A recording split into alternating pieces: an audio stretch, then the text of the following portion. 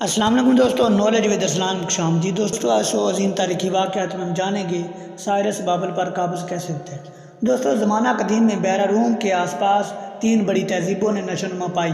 ایک مصری تہذیب، دوسری ہتی تہذیب اور تیسری وادی دجلہ و فرات یعنی عراق کی تہذیب، جو سب سے زیادہ پرانی تھی۔ اس تہذیب کا آخری بڑا مرکز بابل تھا۔ بابل کے بہادر سپاہی بارہا حملہ آوروں کے سیلاب کا رخ پلٹ چکے تھے، لیکن اکتوبر 539 قبل مسیح میں ان کی مرکزی حکومت کو جنگ کے بغیر سائرس کے سامنے ہتھیار ڈال دینے پڑے۔ سائرس نے میڈیا اور پارس کو متحد کر کے جس سلطنت کی بنیاد ڈالی، وہ اس تیزی سے ابھری کہ بابل کے بادشاہ نابونی دس کو اس کا صحیح اندازہ ہی نہ ہو سکا۔ ابتدا میں وہ خوش تھا کہ میڈیا کی بادشاہی ختم ہو گئی، جو مدت سے بابل کی دشمن چلی جاتی تھی۔ اس کا خیال تھا کہ پارس کی نئی قوت کو زک دینا مشکل نہ ہوگا۔ اس نے مصر، لیڈیا، سپارٹا وغیرہ کو ملا کر مقابلے کے لیے ایک متحد محاذ بھی قائم کر لیا تھا، لیکن متحدہ ایرانی قبائل نے بابل کے تمام حلیفوں کو آنا فانا تتر بتر کر ڈالا۔ سائرس نے 546 قبل مسیح میں پہلے لیڈیا کو فتح کیا، پھر بحیرہ روم کے کنارے کی تمام یونانی نوآبادیاں لے لیں۔ نابونی دس نے بھی بابل کے شمال میں شکست فاش کھائی۔ اس کے بعد بابل والوں کے لیے مقابلے کا سوال ہی باقی نہ رہا، چنانچہ انہوں نے دب کر سائرس کی اطاعت قبول کر لی۔ بے شک قتل و آتش زنی کے وہ واقعات پیش نہ آئے جو 150 سال قبل نینوا کے بادشاہ شناشرب کے ہاتھوں پیش آ چکی تھی۔ شہر تباہی سے محفوظ رہا، مگر اس کی عظمت ماضی کا افسانہ بن کر رہ گئی۔ اہل بابل بڑے ہوشیار اور ذہین لوگ تھے۔ ان کے فنون لطیفہ کا اثر مصر تک پہنچا۔ علم انسا میں ان کے کمالات اعلیٰ درجہ کی قلعہ بندیوں اور آبپاشی کے وسیع سلسلوں میں نمایاں ہیں۔ فن تعمیر میں ان کی برتری کی شہادت عالیشان مندروں سے ملتی ہے۔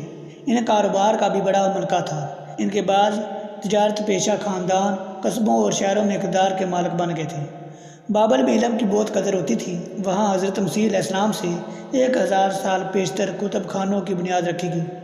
سن عیسوی سے 2000 سال پہلے بادشاہ حمورابی نے بابل میں ایک عظیم و شان سلطنت قائم کی اور وہ مجموعہ قوانین جاری کیا جس نے عالمگیر شہرت پائی۔ عجیب بات یہ ہے کہ اس مجموعہ قوانین میں مختلف جرموں کے لیے جرمانے، جلاوطنی، بلکہ دردناک موت کی تک کی سزائیں درج تھیں، لیکن سزائے قید کے لیے کوئی دفعہ نہیں رکھی گئی تھی۔ دو آبا دجلہ و فرات کے سپاہی بھی بڑے دلیر اور ہنرمند تھے۔ ان کے پاس قلعہ شکن آلات تھے۔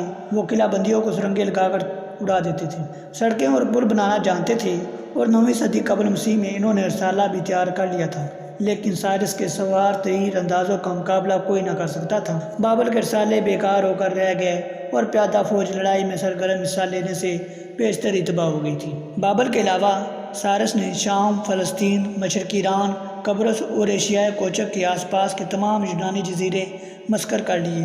چنانچہ 519 قبل مسیح تک دنیا کے تمام مہذب مالک اس کے باج گزار بن چکے تھے۔ اولوں کی طرح تیر برسانے اور آندھی کی مانند تیز چلنے والے سواروں نے ایک روشن دماغ سپہ سالار کی ماتحتی میں اس سلطنت کی طرح ڈالی جو اس دنیا میں قابلاً پہلی شہنشاہی تھی۔ یاد رکھنا چاہیے کہ اہل ایران لڑائیوں میں بھی بڑے ضبط سے کام لیتے تھے اور مفتوحین کے ساتھ ان کا برتاؤ بھی اچھا ہوتا تھا۔ وہ دوسرے مذاہب سے رواداری برتنے اور مفتوحہ ملکوں کے باشندوں کو اونچے عہدے دیتے، عوام کی مادی بہبود کا خاص خیال رکھتے اور ظالمانہ ٹیکس نہ لگاتے۔